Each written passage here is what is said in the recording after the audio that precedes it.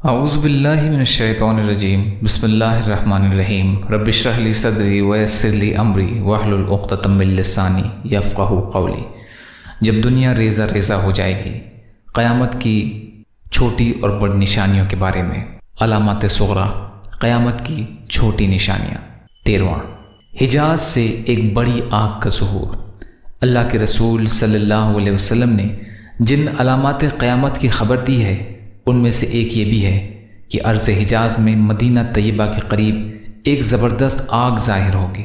بعض علماء اور مورخین نے وثوق سے لکھا ہے کہ یہ آگ 654 ہجری میں ظاہر ہو چکی ہے۔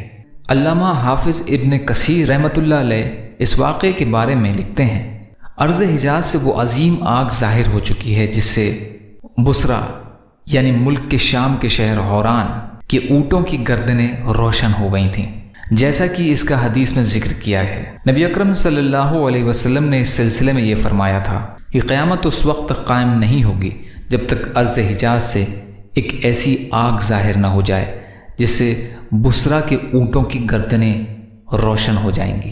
صحیح بخاری کی روایت ہے۔ یہ کہا جاتا ہے کہ یہ آگ 3 مہینے تک موجود رہی، اور یہ آگ اس قدر شدید تھی کہ مدینہ کی خواتین اس کی روشنی میں سود کاتا کرتی تھیں۔ علامہ ابو شامہ اس واقعے کی تفصیل میں بیان کرتے ہوئے لکھتے ہیں کہ جمادی الاخر 654 ہجری کی 3 تاریخ اور بدھ کی رات تھی جب مدینہ منورہ میں ایک ہولناک گونج سنائی دی۔ اس کے بعد زلزلہ آیا، اس نے زمین، دیواروں، چھتوں، لکڑیوں اور دروازوں تک کو لرزا دیا۔ یہ سلسلہ ماہ مذکور میں بدھ کی رات سے شروع ہو کر جمعہ مبارک کے دن تک جاری رہا۔ پھر اس کے بعد ایک عظیم آگ مدینہ کے مقام حرا میں جو بنو قریظہ کے قریب تھا ظاہر ہوئی۔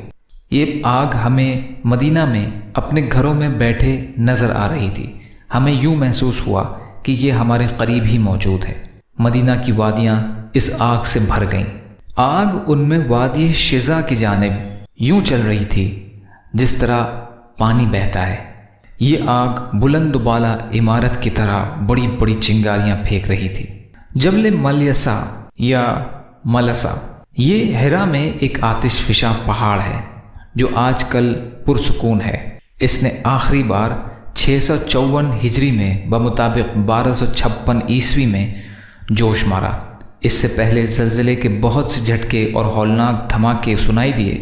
تاریخی ریکارڈ کے مطابق آتش فشانی کا یہ سلسلہ قریباً 52 روز تک جاری رہا۔ آتشی لاوا اپنے مرکز سے شمال کی جانب 23 کلومیٹر کی مسافت تک جا پہنچا، اور اس کی حدیں مدینہ کے موجودہ ایئرپورٹ کے جنوبی کنارے تک پہنچ گئیں۔ پگھلا ہوا گرم لاوا ایک ایسے مقام پر آ کر رک گیا جہاں سے مدینہ طیبہ 12 کلومیٹر کی مسافت پر تھا۔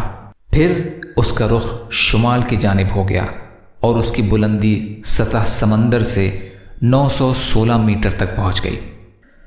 یا اللہ ہم سب کو کہنے سننے سے زیادہ عمل کی توفیق عطا فرما۔ یا اللہ جو مظلوم ہیں، پریشان حال ہیں، بیمار ہیں، قرض میں ہیں، بے روزگار ہیں، محتاج ہیں، ان کی مدد فرما۔